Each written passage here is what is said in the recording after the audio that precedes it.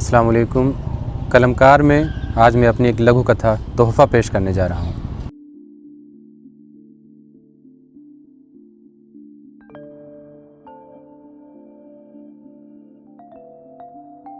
तोहफ़ा। मैंने उन्हें कई तोहफ़े दिए। हमारे 4 सालों के साथ में ऐसे बहुत से मौके आए कि मुझे उन्हें तोहफ़ा देने की ज़िद पकड़नी पड़ी, लेकिन ऐसा बहुत कम हुआ कि मेरी तोहफ़ा देने की ख्वाहिश उन्होंने पूरी की। वो भी तब जब तोहफ़ा बहुत मामूली सा हो, जो रास्ता चलते यूँ ही ख़रीद लिया जाता है। कोई किताब, कोई दुपट्टा, कोई की रिंग, कोई पेन, नई डायरी, कोई स्टिकर। एक बार जब सफ़र वापसी पर मैंने उन्हें एक रंगीन पत्थरों वाला सस्ता ब्रेसलेट और लकड़ी का कलमदान ला कर दिया तो वो उन्हें बहुत पसंद आया।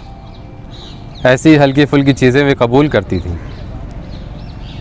कभी कोई महंगी चीज़ देने की इजाज़त उन्होंने दी नहीं। हमारे साथ के 4 सालों में उन्होंने कभी तोहफ़े की मांग नहीं की, ना ही उन्होंने मुझे कभी तोहफ़ा दिया।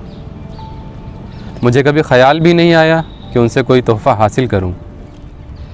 हमारी मोहब्बत के आखिरी दिनों में उन्होंने मुझे एक तोहफ़ा दिया। ये एक बहुत खूबसूरत सा काला कोट था जो उन्होंने अपनी मर्ज़ी से, अपनी पसंद का, बिना मुझे बताए मेरे लिए ख़रीदा था। ये काफ़ी महंगा भी मालूम पड़ता था।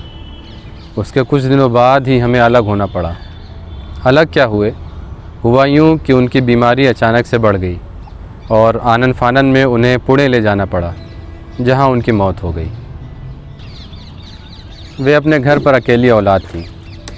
उनके घर वाले कभी वापस नहीं आए, इसलिए मुझे कभी पता भी ना चल सका कि मेरे दिए हुए मामूली उपहारों का क्या हुआ। उनका दिया हुआ कोट मेरे पास काफ़ी अरसे तक रहा। कई बार सोचा कि उसे जला दूं, लेकिन फिर टाल दिया। इस बार जब पहनने के इरादे से तलाशने लगा तो कहीं ना मिला। अम्मी से पूछा तो कहने लगी मेरी अलमारी की सफाई में मिला था उन्हें, लेकिन उसे कई जगहों से चूहों ने कुतर दिया था, इसलिए उन्होंने उसे रफू करके किसी ज़रूरतमंद को दान कर दिया है।